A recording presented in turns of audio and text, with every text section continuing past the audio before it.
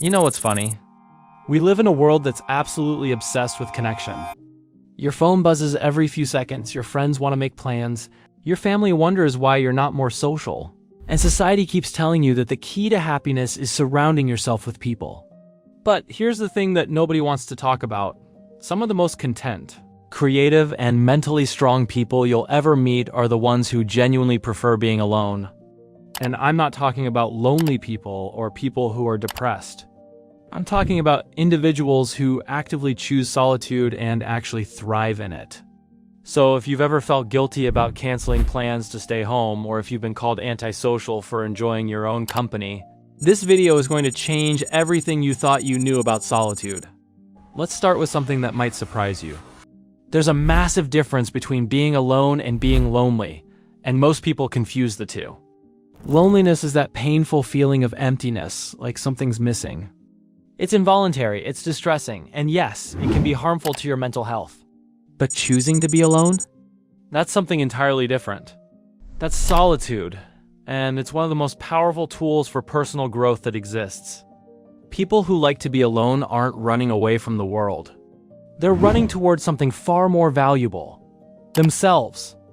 They've discovered that in the quiet moments, away from the noise and expectations of others, they can actually hear their own thoughts, understand their own feelings, and figure out who they really are beneath all the social masks we wear every day. Now, here's where it gets really interesting. Psychologically speaking, people who prefer solitude often have what researchers call a high degree of self-sufficiency. They don't need external validation to feel good about themselves. Think about that for a second. Most people derive their sense of worth from likes on social media, compliments from others, or approval from their peer group. But solitude lovers have built an internal compass. They know who they are, what they value, and what makes them happy, and they don't need a crowd to confirm it. This doesn't make them arrogant or disconnected. Actually, it makes them incredibly grounded. They're comfortable in their own skin in a way that many people spend their entire lives trying to achieve. There's also something fascinating happening in their brains. Studies have shown that people who enjoy solitude often have different patterns of brain activity, particularly in areas related to reward processing. For most people, social interaction triggers dopamine release. That's why parties, gatherings, and group activities feel so good.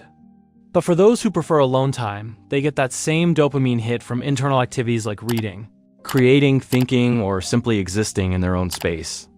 Their brains are literally wired to find pleasure in solitude. It's not that they're broken or antisocial. They're just operating on a different frequency, one that finds richness in quiet rather than noise.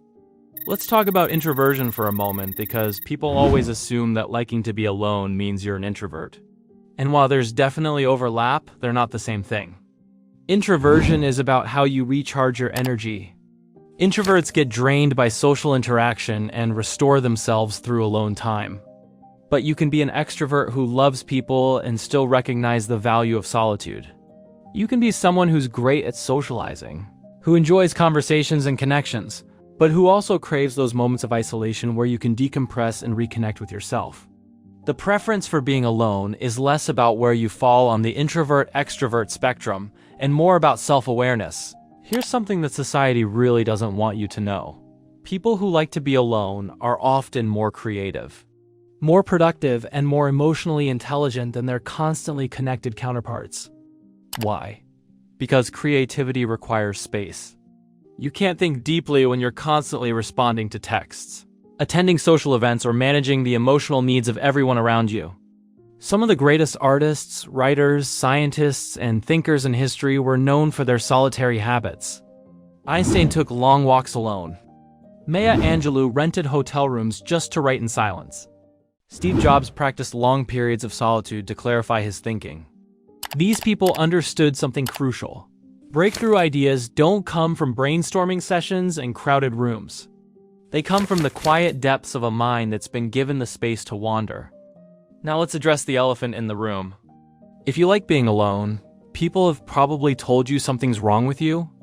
They've called you a loner, antisocial, maybe even suggested you're depressed. And here's what you need to understand. This reaction says everything about them and nothing about you. We live in a culture that pathologizes solitude because it challenges the social contract. If you don't need other people to be happy, you become harder to control, harder to influence, harder to sell to. You're not following the script that says you should be constantly networking, constantly socializing, constantly available. And that makes people uncomfortable. But the truth is, choosing solitude is one of the most mentally healthy things you can do. It means you're listening to your own needs instead of conforming to external pressure. There's also a deeper layer to this. People who enjoy being alone have usually done some serious inner work. They've confronted their thoughts, their fears, their flaws, and they've made peace with themselves. Most people can't stand being alone because when the distractions fall away, they're forced to face who they really are, and that's terrifying. They've spent so long building an identity based on what others think that they don't know who exists underneath. But people who embrace solitude, they've sat with that discomfort. They've asked themselves the hard questions.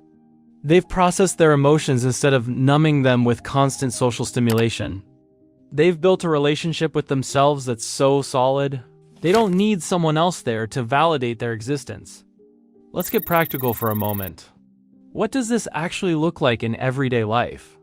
People who like to be alone often have rich internal worlds.